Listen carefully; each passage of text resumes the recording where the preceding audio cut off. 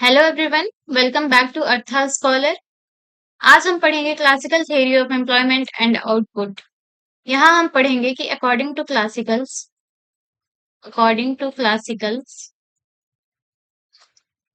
Economy में employment level और output level कहाँ पे इक्विलिब्रियम में आता है। ठीक है।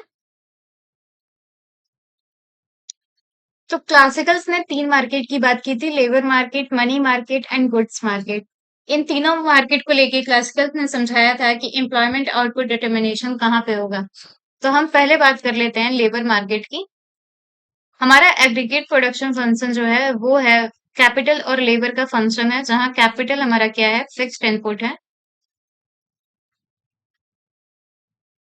मतलब कैपिटल चेंज नहीं हो रहा है, लेवल ऑफ टेक्नोलॉजी चेंज नहीं हुई है, और लेबर जो है वो वेरिएबल इनपुट है। और ये हमारा प्रोडक्शन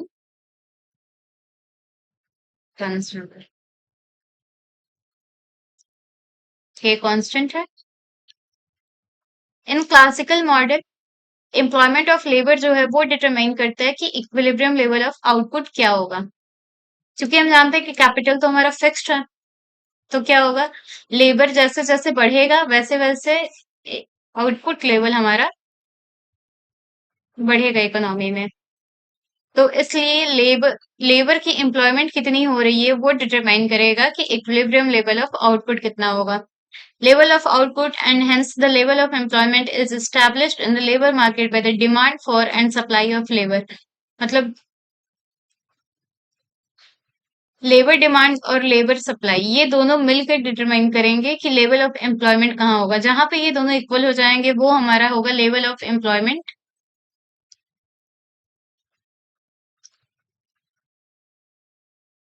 और वही होगा, फिर वो डिटरमाइन करेगा level of output. Assuming a profit maximizing economy, labor will be demanded up to the point where the revenue earned from selling the total product produced by the marginal unit of labor is equals to marginal cost of labor। अगर हम एक profit maximising economy assume करते हैं, तो हमारा labour demand कितना होगा economy में। लेबर डिमांड उतना होगा, एक फर्म जितना मार्जिनल कॉस्ट लगाएगा एक लेबर पे, और जितना एक मार्जिनल यूनिट ऑफ लेबर से उसे रेवेन्यू अर्न होगा, ये दोनों जहां पे इक्वल हो जाएंगे, मतलब marginal revenue from one unit of labour और मार्जिनल कॉस्ट, ये दोनों जहां इक्वल हो जाएंगे वो पॉइंट होगा लेबर डिमांड का। ये किसको डिटरमाइन करेगा कि लेबर डिमांड कितना होगा इकोनॉमी में। और मार्जिनल कॉस्ट ऑफ लेबर हम कैसे डिटरमाइन करते हैं, nominal wage, W is equal to nominal wage को डिवाइड कर देते हैं हम एमपीएल से, मार्जिनल प्रोडक्ट ऑफ लेबर से, कि लेबर क्या वैल्यू क्रिएट कर रहा है फर्म के लिए। कंडीशन प्रॉफिट मैक्सिमाइजेशन की क्या है कि प्राइस जहां है मार्जिनल कॉस्ट से इक्वल हो जाएगी, वो प्रॉफिट मैक्सिमाइजेशन की कंडीशन है। तो हमारा मार्जिनल कॉस्ट किसके इक्वल है, डब्ल्यू अपॉन एमपीएल। इसको अगर हम रीअरेंज करते हैं तो हमारा इक्वेशन बन के आ रहा है W upon P is equal to MPL, जहां डब्ल्यू अपन पी क्या है, ये रियल वेज है। डब्ल्यू अपन पी क्या है, रियल वेज है। तो marginal product of labour real wage के इक्वल यहाँ पे आता है, वो है profit maximisation condition. Marginal product curve for labour indicate the firms demand for labour. Marginal product curve जो होता है लेबर का, वो इंडिकेट करता है फर्म की डिमांड को, कि फर्म लेबर की कितनी डिमांड कर रहा है। More labour is demanded at a lower wage, obviously wage अगर हाई रहेगा तो लेबर डिमांड जो होगा वो घट जाएगा, और वहीं पे अगर वेज लो रहेगा तो लेबर डिमांड जो है वो बढ़ जाएगा। Thus demand for labor depends inversely on real wage। इसलिए तो क्या होगा, इन दोनों में रिलेशनशिप कैसा है, इनवर्स रिलेशनशिप है लेबर डिमांड और वेज में। एग्रीगेट डिमांड का पूरे इंडस्ट्री में, पूरे मार्केट में लेबर की कितनी डिमांड है उसको निकालने के लिए हम क्या करेंगे, सारे फर्म्स की जो डिमांड होगी उसको हॉरिजॉन्टल समेशन कर देंगे, तो हमारी टोटल एग्रीगेट डिमांड कब आ जाएगी लेबर की।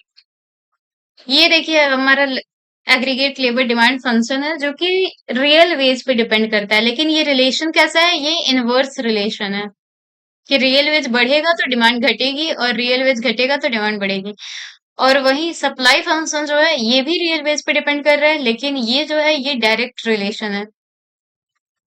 यहाँ पे अगर वेज बढ़ा तो लेबर सप्लाई बढ़ेगा और वेज घटा तो लेबर सप्लाई घटेगा।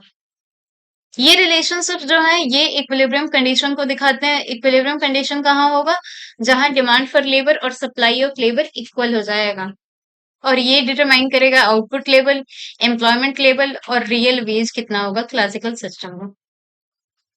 Equilibrium real wage rate and equilibrium level of employment are determined at the point where the negative sloping labor demand curve cuts the positive sloping labor supply curve. Once we know the equilibrium level of employment from the aggregate production function, we can derive the equilibrium level of output. इसको हम समझते हैं next page में graph से कि देखिए equilibrium level कहाँ होगा, जहां पे लेबर डिमांड और लेबर सप्लाई बराबर हो जाए। ये दोनों जहां इंटरसेक्ट करते हैं, जहां इक्वल हो जाएंगे, वो हमारा इक्विलिब्रियम लेवल ऑफ एम्प्लॉयमेंट होगा। ये इक्विलिब्रियम एम्प्लॉयमेंट को दिखा रहा है। और ये वेज रेट क्या होगा, ये इक्विलिब्रियम वेज रेट होगा, इक्विलिब्रियम वेज रेट। अब देखिए यहाँ पे वेज प्राइस फ्लेक्सिबिलिटी होती है। क्लासिकल्स ने क्या माना है कि वेज प्राइस फ्लेक्सिबिलिटी होती है और फुल एम्प्लॉयमेंट लेवल होता है इकोनॉमी में। अब ये हमारा फुल एम्प्लॉयमेंट भी है और यही हमारा इक्विलिब्रियम एम्प्लॉयमेंट लेवल भी है। इसके हिसाब से हमारा जो प्रोडक्शन फंक्शन था उस पे रख लेते हैं कि अगर इतना लेबर रखेंगे तो कितना आउटपुट प्रोड्यूस होगा। तो इतने लेबर से हमें वाई एफ आउटपुट प्रोड्यूस मिल रहा है। तो ये हमारा इक्विलिब्रियम आउटपुट लेवल है। ये हमारा क्या है, इक्विलिब्रियम आउटपुट लेवल है। अब यहाँ देखिए अगर हमारा रियल वेज बढ़ जा रही है इकोनॉमी में, रियल वेज चाहे जिस भी कंडीशन है ये बढ़ जा रही है, तो क्या होगा, डिमांड हमारी ए ही है, अब इतनी ही लेबर डिमांड हो रही है जबकि लेबर सप्लाई इतनी हो रही है। तो ये ए भी क्या है, ये अनएम्प्लॉयमेंट को शो कर रहा है। ठीक है, इतने जो लेबर हैं वो अनएम्प्लॉयड हैं, या ये एक्सेस सप्लाई ऑफ लेबर को शो कर रहा है, एक्सेस सप्लाई ऑफ लेबर। तो क्या होती है, जब सप्लाई बढ़ती है किसी चीज की तो उसकी प्राइस घट जाती है इकोनॉमी में। तो लेबर की सप्लाई बढ़ रही है तो लेबर की प्राइस क्या है, रियल वेज है। तो लेबर की सप्लाई बढ़ रही है तो रियल वेज घट जाएगी, और ये तब तक घटेगी जब तक कि वो रियल वेज फिर से इक्विलिब्रियम वेज पे ना आ जाए और फिर से सप्लाई और डिमांड कर्व लेवल पे इंटरसेक्ट ना कर जाए एक जगह पे। ठीक है, तो ऐसे ये वेज प्राइस जो फ्लेक्सिबिलिटी है कि वेज बढ़ जा रही है, वेज तुरंत घट जा रही है, ये फ्लेक्सिबिलिटी की वजह से ही फुल एम्प्लॉयमेंट लेवल अचीव होता है और इसकी वजह से ही इक्विलिब्रियम कंडीशन बना रहता है। Classical system full employment is achieved automatically due to wage price flexibility. Wage price flexibility की वजह से फुल एम्प्लॉयमेंट अपने आप अचीव हो जाता है। फॉर एग्जाम्पल वही सिचुएशन शो कर रहा है कि अगर रियल वेज बढ़ जा रहा है तो अनएम्प्लॉयमेंट होगी इकोनॉमी में, और इसके बढ़ने से क्या होगा कि लेबर सप्लाई, हाँ, और ये एक्सेस सप्लाई ऑफ लेबर जो ए बी है ये तब तक घटता चला जाएगा जब तक कि वो दोनों फिर से इक्विलिब्रियम में नहीं आ जाते, until ultimately real wage rate will decline where aggregate labour demand is exactly match by aggregate labour supply. और जैसे लेबर सप्लाई बढ़ेगी वैसे ही क्या होगा, रियल वेज घटेगा, और वो तब तक घटेगा जब तक कि लेबर डिमांड और लेबर सप्लाई फिर से इक्वल ना हो जाए। Since the classical model is a supply determined one, classical model क्या है, सप्लाई साइड मॉडल है। ये कहता है कि इक्वी प्रोपोर्शनेट इंक्रीज होता है अगर मनी वेज और प्राइस लेवल में, अगर मनी वेज और प्राइस लेवल इक्वल प्रोपोर्शन में इंक्रीज या डिक्रीज होते हैं तो लेबर सप्लाई में कोई असर नहीं दिखता है, लेबर सप्लाई पे कोई चेंज नहीं होता है। ये पॉइंट याद रखिएगा। दूसरा है हमारा मनी मार्केट। ठीक है, मनी मार्केट को देख लेते हैं। क्लासिकल मॉडल में क्लासिकल्स ने क्या होल्ड किया है, क्लासिकल्स ने क्या कहा है कि पीपल जो है वो सिर्फ ट्रांजैक्शन मोटिव के लिए मनी को रखते हैं। जबकि कीन्स का कहना था, ठीक है, कीन्स का अगर आप मनी थियरी पढ़ेंगे तो उसका कहना था कि तीन मोटिव होता है। एक ट्रांजैक्शन मोटिव होता है, दूसरा प्रिकॉशन मोटिव होता है, और तीसरा स्पेकुलेशन मोटिव होता है। जब हम कीन्स की थ्योरी पढ़ेंगे तो हम इन तीनों के बारे में बात करेंगे। फिलहाल आप ये जानिए कि क्लासिकल्स जो हैं उन्होंने कहा कि सिर्फ ट्रांजैक्शन मोटिव के लिए इंसान मनी रखना चाहता है अपने पास। तो इन ट्रांजैक्शंस को के लिए वो क्या रखना चाहेगा, मनी इनकम पे डिपेंड करेगा वो पूरा transaction. So we can say that the total demand for money in an economy is a function of money national income और आउटपुट। तो हम ये कह सकते हैं कि जो टोटल डिमांड होगी मनी की इकोनॉमी में वो फंक्शन होगा मनी नेशनल इनकम की या आउटपुट की, क्योंकि वो जितना आउटपुट प्रोड्यूस हो रहा है वो उतना ही खरीद सकता है। मनी नेशनल इनकम क्या होता है, प्राइस इनटू नेशनल इनकम, ठीक। तो जितना नेशनल आउटपुट या इनकम क्रिएट हो रहा है उसकी जितनी वैल्यू है, उसकी जितनी प्राइस है, अगर सिर्फ ट्रांजैक्शन के लिए पर्सन मनी रखेगा तो इतनी ही जरूरत है उसे मनी की। तो मनी मार्केट में मनी डिमांड यही होगा। Demand for money equation that will be presented here. अब देखिए क्वांटिटी थ्योरी ऑफ मनी में बहुत सारी थियरीज है मनी की, तो यहाँ पे हम कौन सा लेंगे, मार्शेलियन कैश बैलेंस वर्जन। क्लासिकल्स ने इसको कंसिडर किया, मार्शेलियन मॉडल को, जिसको कि कैश बैलेंस अप्रोच भी कहते हैं। इसमें हमारा मनी डिमांड जो है is equal to K P Y. के हमारा कांस्टेंट है, के क्या है, कांस्टेंट है। ये वो फ्रैक्शन ऑफ इनकम को दिखाता है जो लोग रखना चाहते हैं ट्रांजैक्शन मोटिव के लिए, ठीक है। और पी वाई अभी हमने पढ़ा, ये क्या है, मनी नेशनल इनकम है, मनी नेशनल इनकम। और अब देखिए मनी डिमांड जो है वो हमारा के इंटू पी वाई है। अगर के कांस्टेंट है और वाई कांस्टेंट है, वाई कांस्टेंट क्यों है, क्योंकि हमारा इक्विलिब्रियम लेवल पे फुल एम्प्लॉयमेंट है। तो फुल एम्प्लॉयमेंट के बाद वाई को बढ़ाया नहीं जा सकता है, तो वाई फिक्स्ड है। तो के और वाई अगर फिक्स्ड है तो मनी डिमांड डायरेक्टली प्रोपोर्शनल है किसके, प्राइस के। कि इकोनॉमी में प्राइस लेवल जैसे बढ़ेगी वैसे ही हमारी मनी डिमांड बढ़ेगी, और प्राइस लेवल घटेगी तो मनी डिमांड घटेगी। अब मनी सप्लाई क्या है, मनी सप्लाई को फिक्स्ड माना है क्लासिकल्स ने, क्योंकि मनी सप्लाई जो है वो सेंट्रल बैंक करती है। तो इक्विलिब्रियम पे क्या होगा, मनी डिमांड और मनी सप्लाई को जब हम इक्वल कर देंगे तो इक्विलिब्रियम कंडीशन आ जाएगा, that is M is equal to K P Y. ये इक्वेशन क्या दिखा रहा है, एक प्रोपोर्शनल रिलेशन है between money stock and the price level. Same जो मैंने कहा था कि मनी स्टॉक और प्राइस लेवल के बीच एक प्रोपोर्शनल रिलेशन है। Quantity theory of money says that the quantity of money determines the price level. Quantity theory of money हमें क्या बताती है कि जो क्वांटिटी ऑफ मनी है वो डिटरमाइन करता है कि प्राइस लेवल क्या होगा। ये मनी क्वांटिटी डिटरमाइन करता है कि प्राइस लेवल क्या होगा। It is to be remembered here that Y is also fixed, Y भी फिक्स्ड है, क्यों, क्योंकि फुल एम्प्लॉयमेंट है इकोनॉमी में।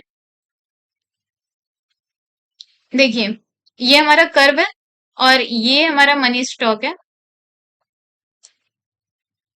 और ये मनी नेशनल इनकम।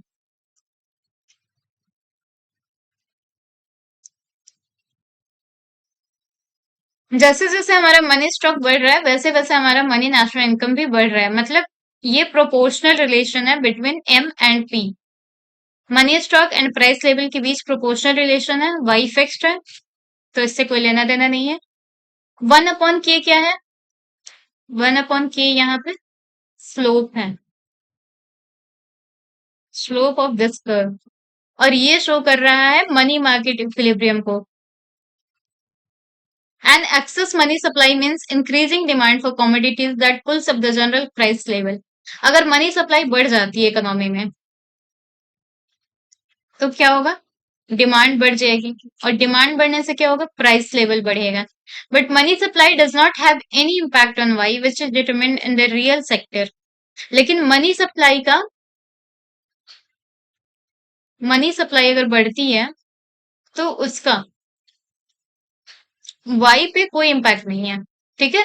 वाई से इनकम से कोई लेना देना नहीं है, नेशनल इनकम से, नेशनल आउटपुट से कोई लेना देना नहीं है, क्योंकि ये एक रियल सेक्टर वेरिएबल है और रियल सेक्टर वेरिएबल को मनी डिटरमिन नहीं कर सकता, क्योंकि मनी एक नॉमिनल वेरिएबल है। Y is fixed due to full employment.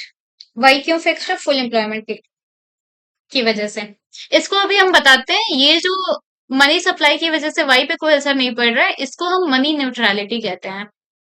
क्या कहते हैं इसको? हम मनी न्यूट्रलिटी कहते हैं, जो कि क्लासिकल्स का एक बहुत ही इंपॉर्टेंट कॉन्सेप्ट है। देखिए, one essential feature that follows from the classical money market is that money is neutral. एक इंपॉर्टेंट फीचर क्या है क्लासिकल्स का? कि मनी जो है वो न्यूट्रल है। क्लासिकल्स ने मनी को न्यूट्रल माना है। उन्होंने कहा कि मनी स्टॉक में चेंज होने से सिर्फ एब्सोल्यूट प्राइस लेवल या मनी वेज में चेंज आता है। रियल वेरिएबल्स पे इसका कोई असर नहीं है। रियल वेरिएबल्स क्या क्या है? जैसे output, employment level, real wage rate, इन सब पे मनी सप्लाई में चेंज होने से कोई असर नहीं पड़ता है। ठीक है। इस कॉन्सेप्ट को मनी न्यूट्रलिटी कहते हैं। ये बहुत ही इंपॉर्टेंट कॉन्सेप्ट है, बिल्कुल ध्यान रखिएगा। थर्ड हमारा मार्केट है interest rate determination, that is goods market. यहाँ हम क्या करते हैं? इंटरेस्ट रेट डिटर्मिन करते हैं। In classical model, the components of aggregate demand, consumption and investment determine equilibrium interest rate. Classical models में क्या है कि मान लीजिए जो हाउस होल्ड है वो जितना कमा रही है, जितनी उसकी इनकम है, बजट, तो वो उस इनकम का क्या करेगी? या तो कंज्यूम करेगी या सेव करेगी। तो जो सेव करेगी वो लोनेबल फंड मार्केट में देगी। ये है सेविंग ऑफ लोनेबल फंड, मतलब सप्लाई। जितना ये सेव करेगी उतना ये मार्केट में सप्लाई करेगी। और ये है डिमांड फॉर लोनेबल फंड। तो ये दोनों जहां इक्वल होंगे वहां हमारा इंटरेस्ट रेट डिटरमिन होगा। The interest rate is a real variable. Interest rate एक रियल वेरिएबल है। The goods market is concern with the way the fixed output और income is split between saving and consumption. Goods market इस बात को ध्यान में रखता है कि इनकम जो है वो दो भाग में बट रहा है, कंजम्पशन और सेविंग। और ये कौन कौन कर रहा है? हाउस होल्ड्स कर रहे हैं। हाउस होल्ड्स क्या करेंगे? सेव करेंगे। और डिमांड कौन करेगा? गवर्नमेंट करेगी या फर्म करेगी। यहाँ पे हम equilibrium rate of interest determine करते हैं। Saving implies a choice between present and future consumption. Saving जो है वो क्या बताता है कि हमारी क्या चॉइस है प्रेजेंट और फ्यूचर कंजम्पशन को लेके। पीपल क्यों सेव करते हैं? क्योंकि उनको फ्यूचर में लार्जर इनकम चाहिए या लार्जर कंजम्पशन वो फ्यूचर में करना चाहते हैं, इसलिए वो अभी सेव करते हैं। Of course such saving then depends on the rate of interest. और चूंकि वो सेविंग को लोनेबल फंड मार्केट में सप्लाई कर रहे हैं, इसलिए ये सेविंग जो है वो रेट ऑफ इंटरेस्ट पे डिपेंड कर रहा है। रेट ऑफ इंटरेस्ट जैसे बढ़ेगा वैसे वो ज्यादा सेविंग करना स्टार्ट करेंगे और ज्यादा वो सप्लाई करेंगे ताकि उनका फ्यूचर इनकम बढ़े। और अगर रेट ऑफ इंटरेस्ट घटता है तो वो कम सेव करेंगे और कम सप्लाई करेंगे। जबकि कीन्स का कहना थोड़ा सा अपोजिट है। ठीक है। कीन्स क्या कहते हैं? कीन्स कहते हैं कि इनकम पे डिपेंड करता है सेविंग। सेविंग किस पे डिपेंड करता है? इनकम पे। जबकि क्लासिकल्स क्या कहते हैं कि सेविंग हमारा इंटरेस्ट रेट पे डिपेंड करता है। अब देखिए, सेविंग इंटरेस्ट रेट पे डिपेंड कर रहा है और ये कैसा रिलेशन है? डायरेक्ट रिलेशन है कि जैसे जैसे इंटरेस्ट रेट बढ़ेगा वैसे वैसे हमारी सेविंग बढ़ेगी। Investment refers to the creation of additional stock of capital. Investment किसे कहते हैं? एडिशनल स्टॉक ऑफ कैपिटल के क्रिएशन को हम इन्वेस्टमेंट कहते हैं। जब हम इकोनॉमी में स्टॉक ऑफ कैपिटल बढ़ाते हैं तो उसको हम क्या कहते हैं? इन्वेस्टमेंट कहते हैं। An investment is something that is used to create value in future. An economy considers a number of capital projects. अब देखिए, एक इकोनॉमी के पास बहुत सारे प्रोजेक्ट्स होते हैं, कैपिटल प्रोजेक्ट्स होते हैं एक टाइम पे करने को, लेकिन उसके पास एक लिमिटेड रिसोर्सेज होते हैं। एक फर्म का ही ले लेते हैं। ठीक है। फर्म के पास अगर मान लीजिए 4 कैपिटल प्रोजेक्ट्स हैं करने को, और उसके पास रिसोर्सेज लिमिटेड है, उसे क्योंकि लोन लेना है और उस लोन को भरना भी है। तो क्या करेगा फर्म? फर्म पहले चेक करेगा कि जो रेट ऑफ रिटर्न है प्रोजेक्ट से, उसका जो इन्वेस्टमेंट प्रोजेक्ट है उससे जो रेट ऑफ रिटर्न आ रहा है वो ज्यादा होना चाहिए रेट ऑफ इंटरेस्ट से।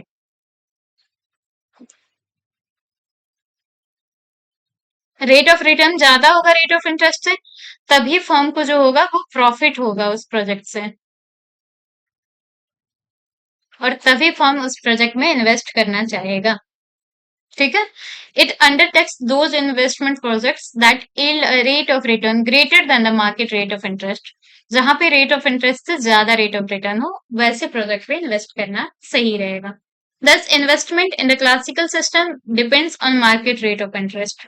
तो ये यहां से क्या शुरू हुआ कि इन्वेस्टमेंट भी जो है वो डिपेंड करता है, वो फंक्शन है रेट ऑफ इंटरेस्ट का। लेकिन ये इनवर्स रिलेशन है, इंटरेस्ट रेट बढ़ेगा तो इन्वेस्टमेंट घटेगी। इन्वेस्टमेंट क्या है? इनवर्स फंक्शन है। Goods market equilibrium is achieved when saving is equals to investment. Equilibrium कहाँ पे आएगा? जहां सेविंग इन्वेस्टमेंट इक्वल हो जाएगा, और ये डिटरमाइन करेगा interest rate, equilibrium interest rate. Interest rate flexible है और ये एडजस्ट करता है, it adjust to maintain the equality between saving and investment. और ये एडजस्ट करता है क्यों? ताकि इक्वालिटी बनी रहे सेविंग और इन्वेस्टमेंट की, मतलब सेविंग और इन्वेस्टमेंट इक्वल रहे। Equilibrium interest rate is a real variable, ये एक रियल वेरिएबल है, अभी हमने पढ़ा, and in no way influenced by the quantity of money. और ये भी हमने पढ़ा कि मनी न्यूट्रलिटी है, तो रियल वेरिएबल जो है क्वांटिटी ऑफ मनी से डिटरमाइन नहीं होगा, इसके चेंज होने से इस पे कोई असर नहीं होगा। ग्राफ देख लेते हैं, ये इंटरेस्ट रेट है, ये देखिए सेविंग है, इसको आप सप्लाई ऑफ लोनेबल फंड भी बोल सकते हैं, और इसको आप डिमांड ऑफ लोनेबल फंड भी बोल सकते हैं। जहां पे ये इक्वल होगा, ठीक है, जहां पे इक्वल होगा वो इक्विलिब्रियम रेट होगा। तो ये हमारा इक्विलिब्रियम रेट है, ये इक्विलिब्रियम इंटरेस्ट रेट है। ये क्या है? ये इक्विलिब्रियम इंटरेस्ट रेट है। ये कहाँ पे आएगा? जहां पे सेविंग और इन्वेस्टमेंट इक्वल हो जाएगा, या ये कह सकते हैं कि जहां पे लोनेबल फंड्स की सप्लाई और डिमांड इक्वल हो जाएगी। किस चीज की? लोनेबल फंड्स की। ठीक है। इन और ये सप्लाई कौन कर रहा है? सप्लाई कर रही है हाउस होल्ड्स। डिमांड कौन कर रहा है? डिमांड कर रही है फर्म या गवर्नमेंट। ठीक है। तो ये हमारा गुड्स मार्केट इक्विलिब्रियम है, और यहां से हमें क्या मिल रहा है? Interest rate. तो अभी हमने क्या क्या पढ़ा? ठीक है, थोड़ा सा हम देख लेते हैं कि अभी हमने क्या क्या पढ़ा। तो हमने पहले लेबर मार्केट पढ़ा। लेबर मार्केट से हमें क्या मिला?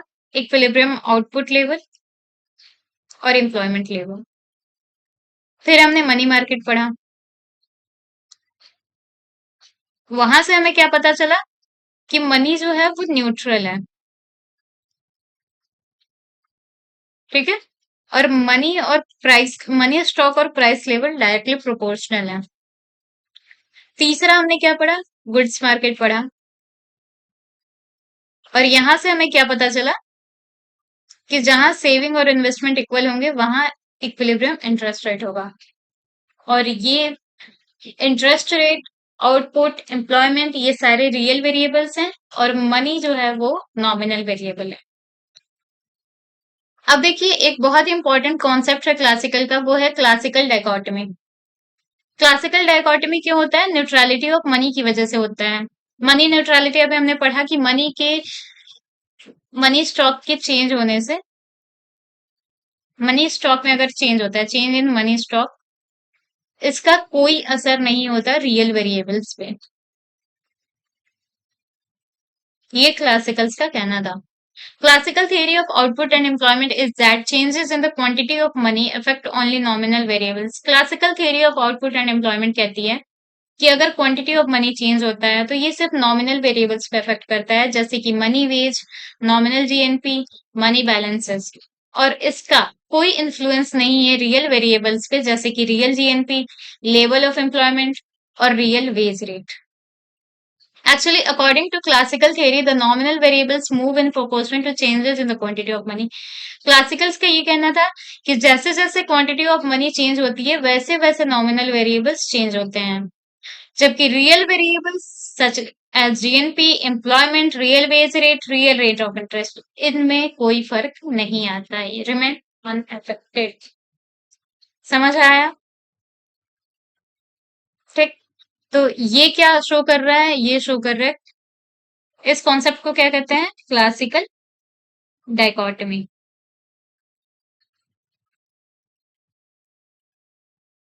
ये बहुत ही इंपॉर्टेंट है, इसको याद रखिएगा। ठीक है। So thank you so much for watching. Like, share, subscribe, and stay tuned for our upcoming videos. Thank you so much.